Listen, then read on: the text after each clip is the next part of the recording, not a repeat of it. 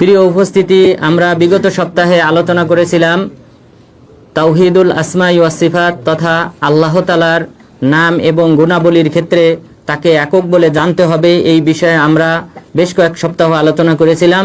আল্লাহ তাআলার 109টি নাম নিয়ে আলোচনা করেছিলাম। এরপর আল্লাহ তাআলার যে সিফাত রয়েছে, সত্তাগত সিফাত রয়েছে, আল্লাহ তাআলার নাফস সত্তা রয়েছে, জাত রয়েছে, সূরা, আল্লাহ তাআলার আকৃতি রয়েছে, আল্লাহ তাআলা নিরাকার নন। এরপর আল্লাহ তাআলার ওয়াজ, আল্লাহ তাআলার কোমর রয়েছে, এগুলি নিয়ে আমরা আলোচনা করেছিলাম। এরপর মহান রব্বুল আলামিনের আরও যে সকল সিফাত রয়েছে, আল্লাহ তাআলা কথা বলেন, আল্লাহ তাআলার জীবন রয়েছে, এরপর মহান রব্বুল আলামিন সব কিছু শোনেন, সব কিছু দেখেন। এরপর মহান রব্বুল আলামিনের আরও কিছু কর্মগত সিফাত বৈশিষ্ট্য রয়েছে। আল্লাহ তাআলা তিনি প্রথম আসমানে নেমে আসেন প্রত্যেক রাতে, এই নেমে আসার গুণ রয়েছে। আল্লাহ তাআলার আগমনের আল-মাজি, আগমনের গুণাগুণ রয়েছে। আল্লাহ তাআলা যখন ইচ্ছা যেখানে চান সেখানে তিনি যান, এই গুণাগুণ মহান রব্বুল আলামিনের রয়েছে। আল্লাহ তাআলা হাসেন এবং হাসার এই গুণটা আল্লাহ তাআলার তথা ইবাদতের ক্ষেত্রে আল্লাহ তাআলাকে এক বলে জানা, এই সম্পর্কে ইনশাআল্লাহ আলোচনা করব। তো মহান রব্বুল আলামিনকে ইবাদত করার ক্ষেত্রে একক হিসেবে আমাদেরকে জানতে হবে মহান রব্বুল আলামিনের সাথে কোনো মাখলুককে শিরক করা যাবে না। ইবাদত হলো তাওহীদুল উলুহিয়া তথা ইবাদতের ক্ষেত্রে আল্লাহ তাআলা এক অদ্বিতীয়। এরপর তৃতীয় প্রকার হলো তাওহীদুর রুবুবিয়্যাহ, রব হওয়ার দিক থেকে, আসমান জমিন সৃষ্টির দিক থেকে, জীবন মরণ সৃষ্টি করার দিক থেকে আল্লাহ তাআলা হলেন একক, এবং এই বিশ্ববাসীকে লালন পালন করার দিক থেকে তিনি একক। এই তিন ভাবে আল্লাহ তাআলাকে একক বলে জানার নাম হলো। মানুষের, কোনো পীরের, কোনো নবীর, কোনো ফেরেশতার ইবাদত চলবে না। এই মর্মে আল্লাহ তাআলা যে সকল পদক্ষেপ গ্রহণ করেছেন, সেই পদক্ষেপ থেকে মাত্র 5টি পয়েন্ট নিয়ে ইনশাআল্লাহ আলোচনা করব। তো প্রথম কথা হলো যে ইবাদতের ক্ষেত্রে আল্লাহকে একক বলে জানতে হবে, এটাকে বলা হয় তাওহীদুল উলুহিয়্যা। যালিকা বিআন্নাল্লাহা হুয়াল হক ওয়া আন্না মা ইয়াদউনা মিন দুনিহি হুয়াল বাতিল। যে সকল মাবুদ রয়েছে, যাদের পূজা করা হয়, অর্চনা করা হয়, যাদের কাছে আরাধনা করা হয়, দোয়া করা হয়, তারা সকলেই হলো বাতিল, ভ্রান্ত। সুতরাং তাদেরকে বর্জন করতে হবে, এক আল্লাহ তাআলার ইবাদত করতে হবে। মহান রব্বুল আলামিন আরো বলেন, ফাতাআলা, তিনি বলেছেন, আলা কুল্লু শাইইন মা খালাল্লাহি বাতিলু, তোমরা জেনে রেখো আল্লাহ তাআলা ব্যতীত যে সকল মাবুদ রয়েছে সকলেই হলো ভ্রান্ত মাবুদ।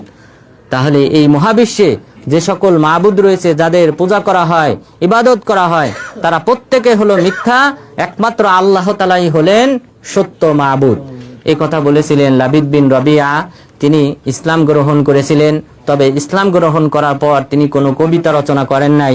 তিনি বলতেন, আল্লাহ তাআলা আমাদের এই কবিতার চেয়ে উত্তম কবিতা আমাদেরকে দান করেছেন, সেটা হলো কোরআন। তিনি কোরআন পাওয়ার পর এরপরে তিনি আর ইসলামে কোনো কবিতা রচনা করেন নাই। কিন্তু তিনি এই যে উক্তিটি করেছিলেন, এটা জাহিলি যুগে করেছিলেন। জাহিলি যুগে এই পংক্তি তিনি বানিয়েছিলেন, এরপর ইসলামে কোনো পংক্তি তিনি তৈরি করেন নাই। কিন্তু সেই কথাটাকেই রাসূল সাল্লাল্লাহু আলাইহি ওয়াসাল্লাম চিরন্তন সত্য কথা হিসেবে সত্যায়ন করেছেন। সুতরাং এই মহাবিশ্বে আল্লাহ তাআলা ব্যতীত সত্য কোনো মাবুদ নেই, এটা যেমন আল্লাহ তাআলা নিজে স্বয়ং ঘোষণা করেছেন, ঠিক অনুরূপভাবে রাসূল সাল্লাল্লাহু আলাইহি ওয়াসাল্লামও সত্যায়ন করেছেন।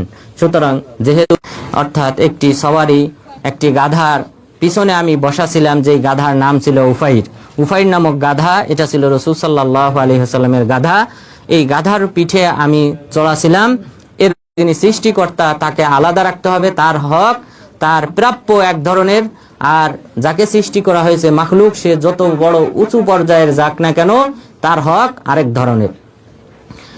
তখন মুআযযিবা মাল্লা ইউশরিকু বিহি শাইআ, আর জেনে রেখো বান্দার হক হলো, তথা আল্লাহ তাআলার কর্তব্য হলো বান্দাদের প্রতি, যে বান্দাদেরকে আল্লাহ তাআলা শাস্তির সম্মুখীন করবেন না যে ব্যক্তি আল্লাহ তাআলার সাথে শিরিক করবে না। যারা শিরিক থেকে বিরত থাকবে, আল্লাহ তাআলা যদি শিরিক না করে জান্নাতে যাওয়া যায়, এর চেয়ে বড় সুসংবাদ আর কি হতে পারে। তিনি বললেন, আফালা উবাশশিরু বিহান নাস, হে আল্লাহ রাসূল, আমি কি এই সুসংবাদটা মানুষকে জানিয়ে দেব না?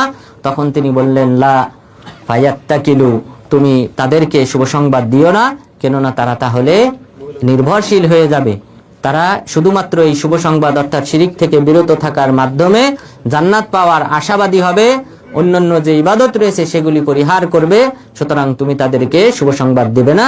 তবে মুআজ বিন জাবাল রাদিয়াল্লাহু আনহু এই হাদিসটি বর্ণনা করে গেছেন মৃত্যুবরণ করার পূর্বে, যেন কোনো হাদিস যদি কেউ গোপন করে জানার পরে, তাহলে তাকে যেমন ভাবে জাহান্নামে নিক্ষেপ করা হবে, এই আশঙ্কায় মুআজ বিন জাবাল রাদিয়াল্লাহু আনহু মৃত্যুর পূর্বে তিনি এই হাদিসটা বর্ণনা করে গিয়েছেন। সুতরাং এই হাদিসে আল্লাহ তাআলার কি হক, বান্দার কি হক সেটা স্পষ্ট করা হয়েছে। সুতরাং আল্লাহ তাআলার হক হলো যে এই সৃষ্টিকুল মানুষ জিন জাতি সকলেই একমাত্র আল্লাহ তাআলার ইবাদত করবে, তার সাথে কাউকে শরীক করবে না, এটাই হলো কর্তব্য এই সৃষ্টিকুলের। আর আল্লাহ তাআলার কর্তব্য হলো আল্লাহ তাআলা এই সৃষ্টিকুল তার সাথে কাউকে শরীক না করলে তাদেরকে শাস্তির সম্মুখীন করবেন না, তাদেরকে জান্নাত দান করবেন, এটাই হলো আল্লাহ তাআলার কর্তব্য। সুতরাং এই হাদিস থেকে স্পষ্টভাবে বোঝা যায় যে আল্লাহ তাআলার ইবাদত এটা হলো আল্লাহ তাআলার প্রাপ্য, যেহেতু তিনি আমাদেরকে সৃষ্টি করেছেন, তিনি রিজিকের ব্যবস্থা করেছেন, এই পৃথিবীতে আমাদেরকে পাঠিয়েছেন, আমাদের টিকে থাকার জন্য এই পৃথিবীতে যাবতীয় ব্যবস্থাপনা করেছেন। সুতরাং তিনিই হলেন একমাত্র ইবাদত পাওয়ার যোগ্য। তাহলে মহান রব্বুল আলামিন প্রথমে ঘোষণা করেছেন যে তিনি ব্যতীত সত্য কোনো মাবুদ নেই, এবং আমাদেরকে জানিয়ে দিয়েছেন একমাত্র তিনিই হলেন ইবাদত পাওয়ার যোগ্য, অন্য কোনো মাখলুকের ইবাদত করা যাবে না। এরপর মহান রব্বুল আলামিন আমাদেরকে সৃষ্টিও করেছেন শুধুমাত্র এই একটি উদ্দেশ্য নিয়ে, সেটা হলো আমরা আল্লাহ তাআলার ইবাদত করব, আল্লাহ তাআলার গোলামি করব, আল্লাহ তাআলার দাসত্ব করব। এজন্যই মহান রব্বুল আলামিন আমাদেরকে সৃষ্টি করেছেন। মহান রব্বুল আলামিন বলেন, ওমা খলাকতুল জিন্না ওয়াল ইনসা ইল্লা লিয়াবুদুন মা উরিদু মিনহুম মির রিজকি ওয়া মা উরিদু আইয়ুতঈমুন ইন্নাল্লাহা হুয়ার রাজ্জাকু যুল কুওয়াতিল মাতিন। আমি মানব এবং দানব জাতিকে সৃষ্টি করেছি একমাত্র আমার ইবাদত করার জন্য। আমার ইবাদত, আমার এই তাওহীদ প্রতিষ্ঠা করার জন্য, তাওহীদে উলুহিয়াতকে প্রতিষ্ঠা করার জন্যই আমি কেবলমাত্র মানব এবং দানব জাতিকে, মানুষ এবং জিন জাতিকে আমি সৃষ্টি করেছি। মা উরিদু মিনহুম মির রিজকি ওয়া মা উরিদু আইয়ুতঈমুন, আমি এই সকল মানুষ এবং জিন জাতির কাছ থেকে আমি কামনা করি না যে তারা আমাকে রিজিক দান করবে। অর্থাৎ আমি যেহেতু তাদেরকে নিয়ামত দিয়ে সৃষ্টি করেছি, এই যে একটা বড় অনুগ্রহ আমি মানুষ এবং জিন জাতির উপর করেছি, এটা দ্বারা আমার এই উদ্দেশ্য না যে তারা আমাকে রিজিক প্রদান করবে, তারা আমাকে খাবার প্রদান করবে, এটা আমার উদ্দেশ্য না। কফিল এই সকল ব্যক্তিরা আপনারা দেখেন যে ভিসা দিয়ে বিভিন্ন দেশ থেকে কর্মচারী নিয়ে আসে, নিয়ে আসার পর প্রতি মাসে 100, 200, 300, 400 কুওয়াতিল মাতিন, নিশ্চয়ই আল্লাহ তাআলা তিনিই হলেন রিজিক দাতা। সুতরাং এই মানুষ এদেরকে যে আমি সৃষ্টি করেছি তাদের কাছ থেকে রিজিক আমি কামনা করি না, আমি শুধুমাত্র কামনা করি যে তারা একমাত্র আমার উপাসনা করবে। সুতরাং সৃষ্টির উদ্দেশ্য মহান রব্বুল আলামিন আমাদেরকে দ্ব্যর্থহীন ভাষায় জানিয়ে দিয়েছেন যে আমার সৃষ্টি করার উদ্দেশ্যই হলো একমাত্র আমার গোলামি করা, আমার দাসত্ব করা।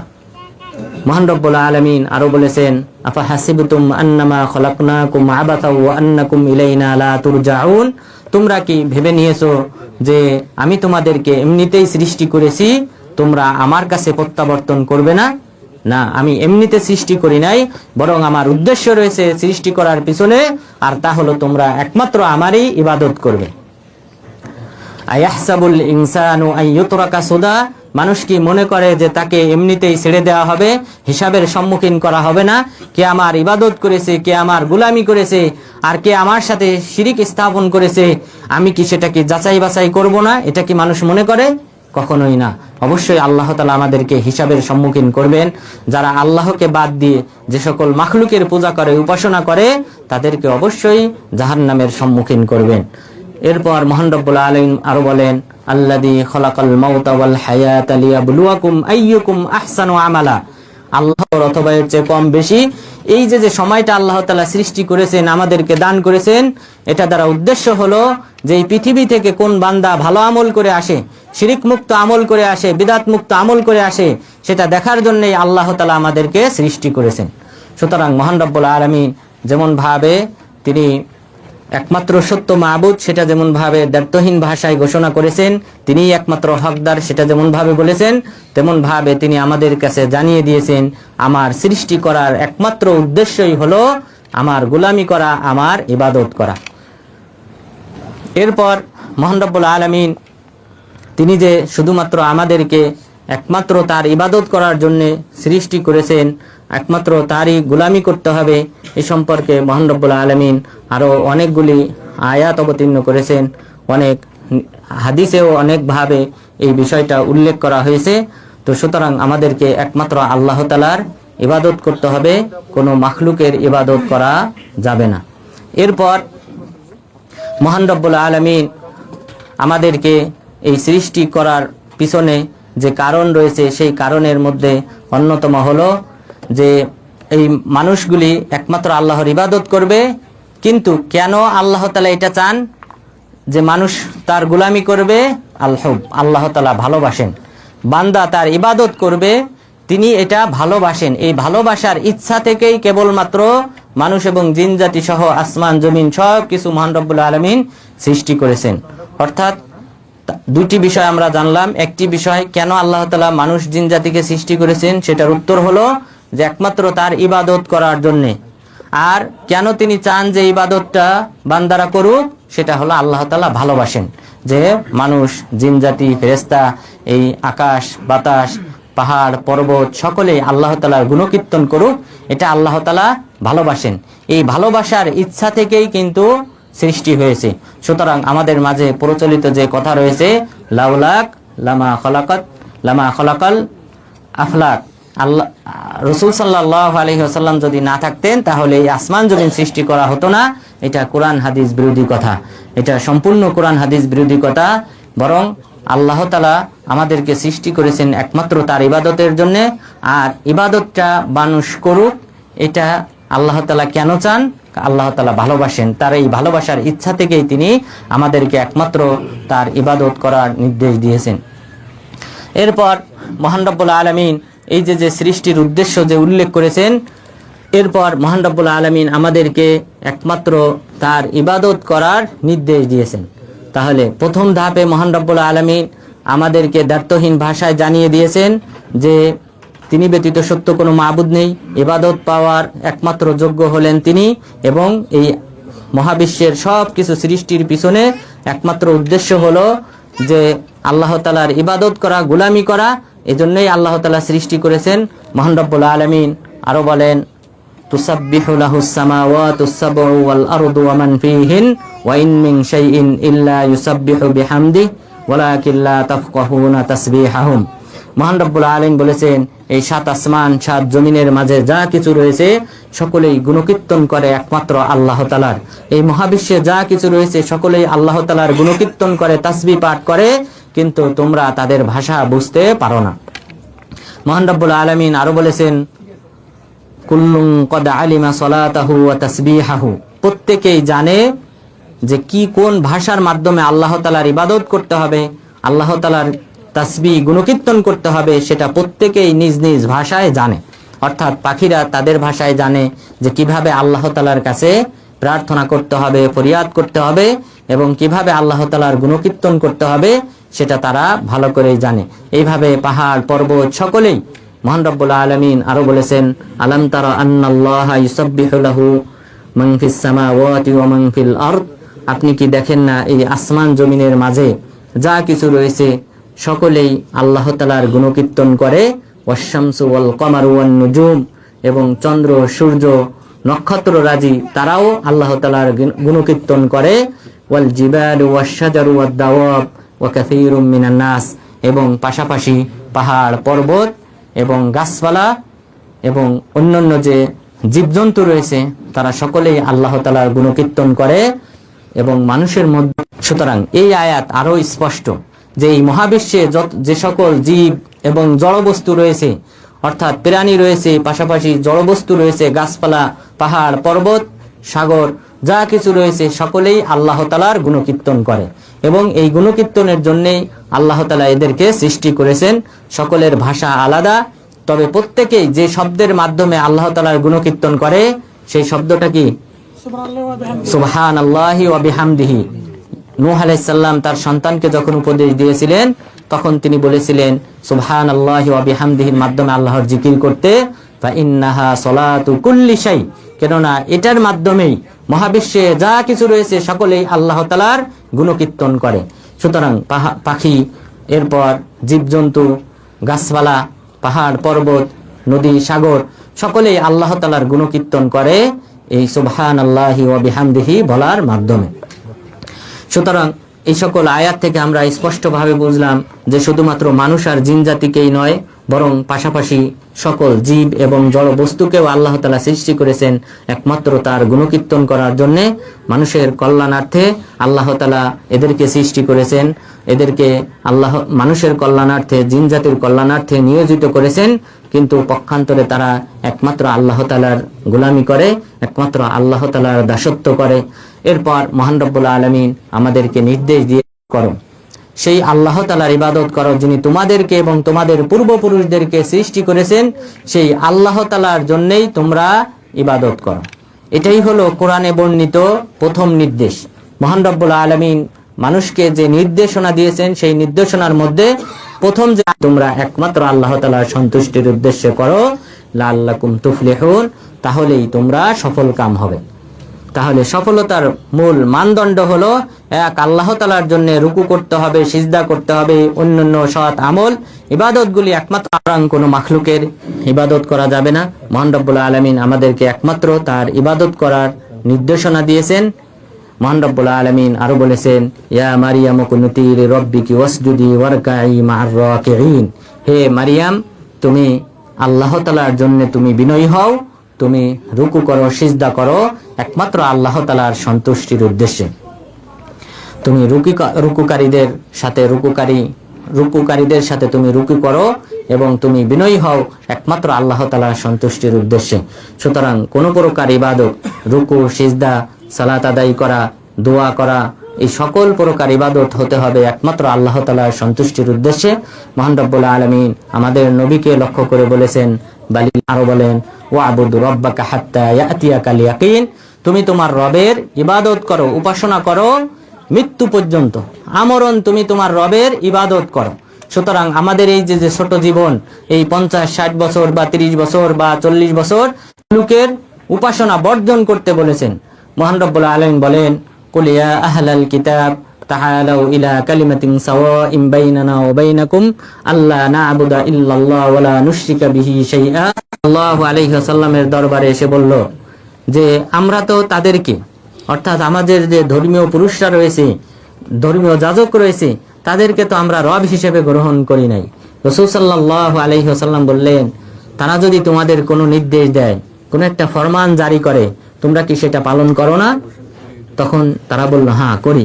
তখন বললেন, এটাই হলো তাকে রব হিসেবে গ্রহণ করে নেওয়া। সুতরাং কোনো মাখলুকের পূজা করা যাবে না, কোনো মাখলুককে রব হিসেবে গ্রহণ করা যাবে না। কোরআন হাদিসের বিরোধী কোনো যদি আইন কোনো ব্যক্তি বাস্তবায়ন করে, তাহলে সেটার কাছে মাথা নত করা যাবে না। যদি কেউ সেটাকে মেনে নেয়, তাহলে বুঝতে হবে সে ওই ব্যক্তিকে রব হিসেবে গ্রহণ করলো। সুতরাং একমাত্র আল্লাহ তাআলার ইবাদত করতে হবে, তার সাথে কাউকে শরীক করা যাবে না।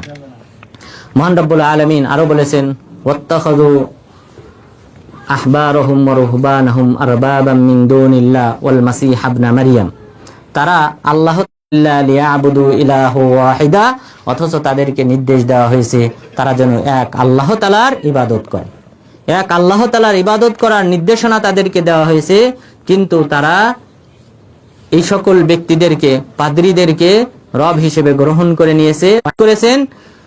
এই পয়েন্ট বোঝার জন্য সর্বোত্তম একটি হাদিস হলো, রাসূল সাল্লাল্লাহু আলাইহি ওয়াসাল্লাম বলেছেন, লাউ কুনতু আমিরান আহাদান আইয়াসজুদা লি আহাদ লা আমারতুল মারআতা আন তাসজুদা লি যাওজিহা, যে আমি যদি কোনো মাখলুককে,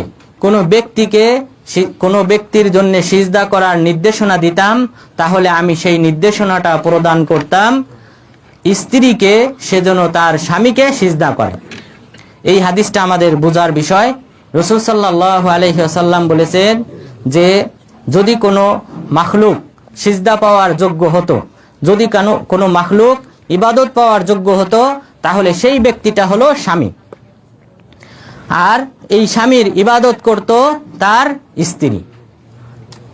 তো যেহেতু এই নির্দেশনা দেওয়া হয় নাই, যে স্ত্রীকে বলা হয় নাই যে তুমি তোমার স্বামীর পায়ে সিজদা করবে, তার ইবাদত করবে, সুতরাং এই পৃথিবীতে অন্য কোনো মাখলুক, অন্য কোনো পীর, অন্য কোনো ওলি, অন্য কোনো নবী ইবাদত পাওয়ার যোগ্য না।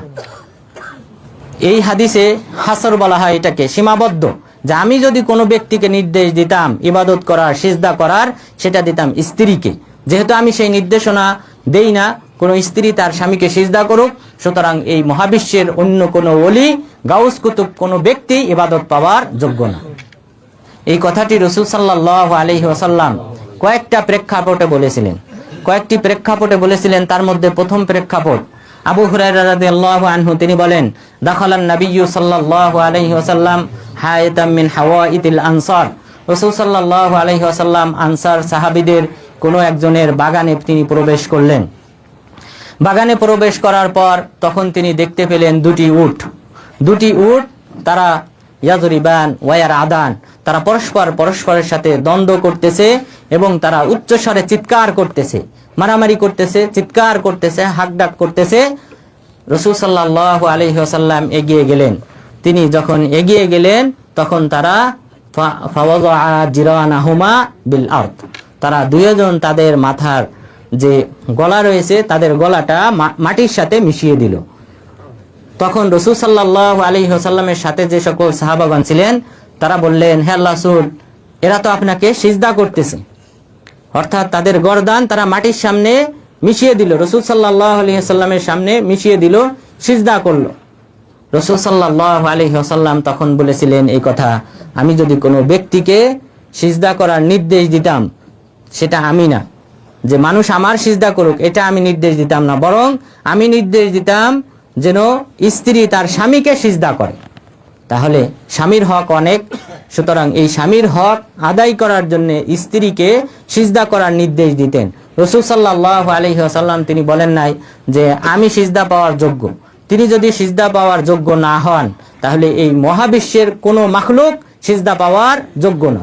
আজকে কোরআন তেলাওয়াত আপনারা শুনেছেন, ইশার সালাতে যে কোরআন তেলাওয়াত করা হয়েছে, মাগরিবের সালাতে যে কোরআন তেলাওয়াত করা হয়েছে, তো সেখানে বলা হয়েছে উলাইকা হুম খায়রুল বারিয়া, এই সকল ব্যক্তিরা যারা আল্লাহর প্রতি ঈমান আনয়নকারী, যারা আল্লাহ তাআলার প্রতি ঈমান আনয়নকারী, যারা আল্লাহ তাআলাকে একনিষ্ঠতার সাথে ইবাদত করে, সেই সকল ব্যক্তিরা হলো এই মহাবিশ্বের সকল সৃষ্টিকুলের শ্রেষ্ঠ।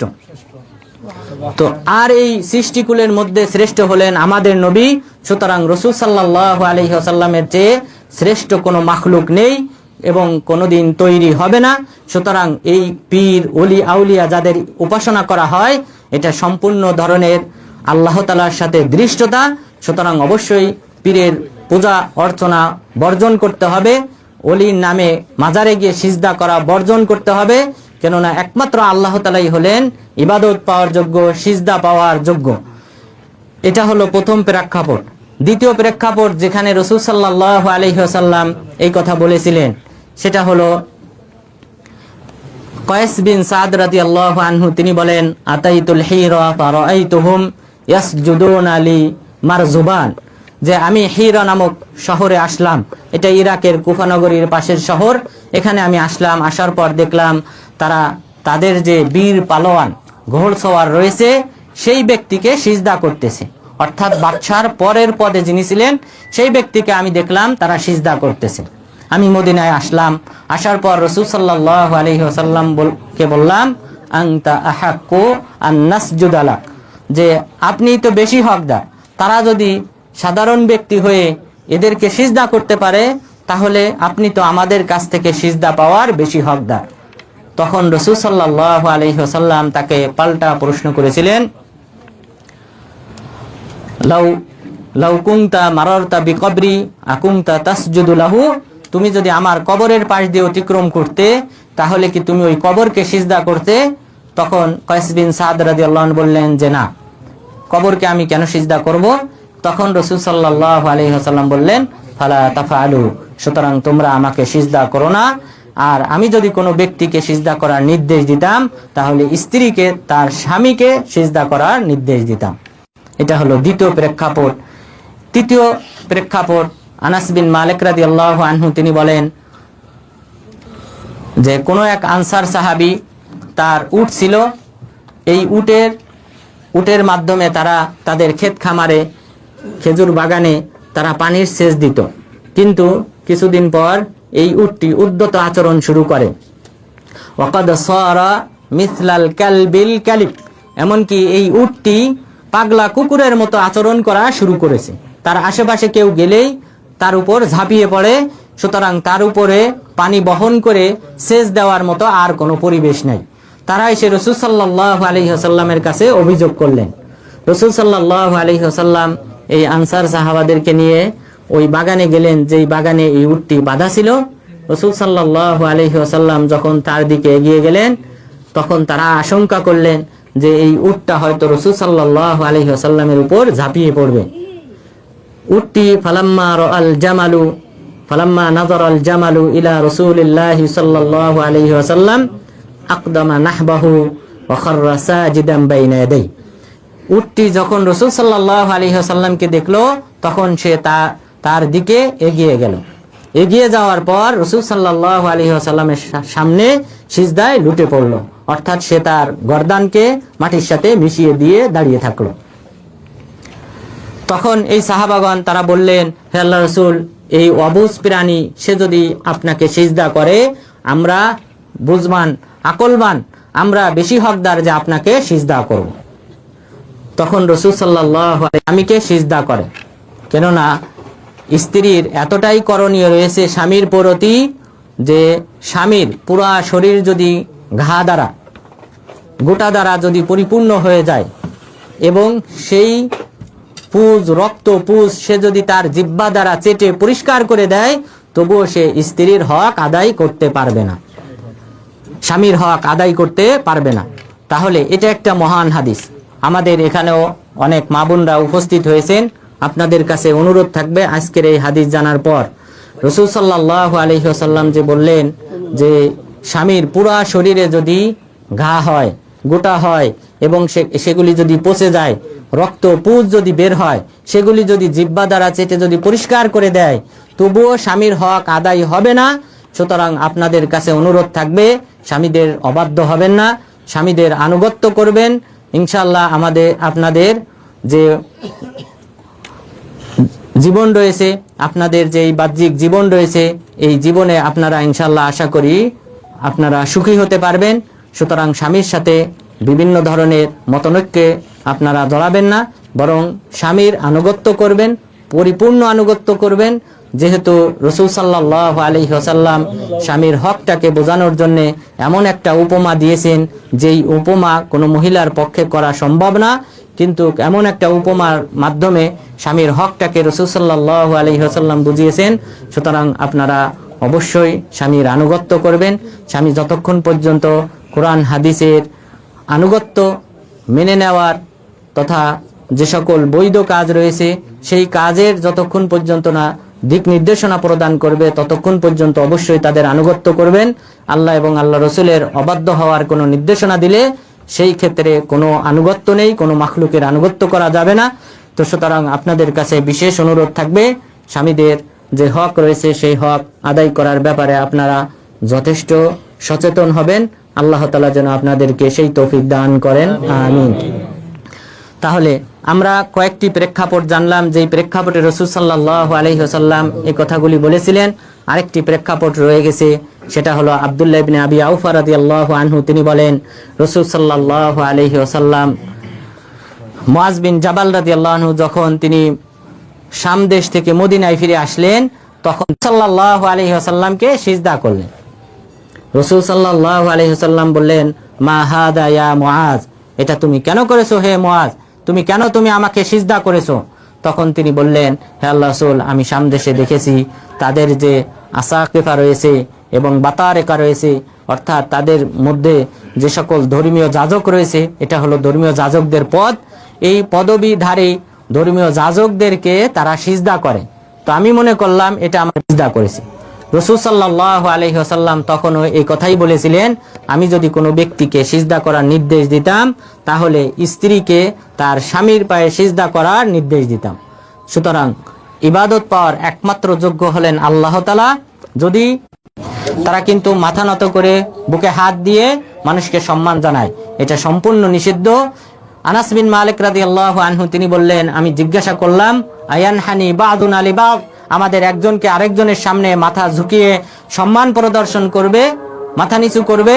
রাসূল সাল্লাল্লাহু আলাইহি সাল্লাম বললেন যে না, মাথা নিচু করবে না। তখন আমি প্রশ্ন করলাম, আইওয়ানের সাথে কোলাকুলি করতাম। তাহলে এই হাদিসে বা আগের হাদিস থেকে আমরা জানলাম যে মাথাও নত করা যাবে না, বরং এই মাথা নত করা তথা রুকু করা, সিজদা করা, এটা হলো আল্লাহ তাআলার প্রাপ্য, আল্লাহ তাআলার হক। সুতরাং কোনো মাখলুকের কাছে মাথাও নত করা যাবে না। সুতরাং সকল প্রকার ইবাদত, দোয়া করা, এটা হতে হবে একমাত্র আল্লাহ তাআলার জন্য। এরপর পশু কুরবানি করা, এটাও হতে হবে একমাত্র আল্লাহ তাআলার জন্য। সিজদা করা, এটা ইবাদত একমাত্র আল্লাহ তাআলার জন্য হতে হবে। এইভাবে সকল প্রকার ইবাদত একমাত্র আল্লাহ তাআলার জন্য হতে হবে। এটাকেই বলা হয় তাওহীদে উলুহিয়া।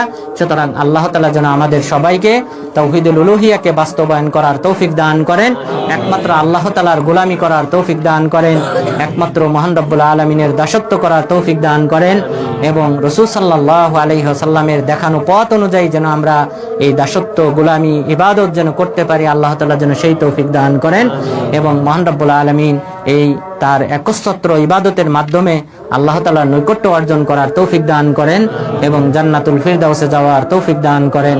আমিন। ওয়া সাল্লাল্লাহু আলা নবিয়িনা মুহাম্মদ ওয়া আলা আলিহি ওয়া সাহবিহি আজমাইন।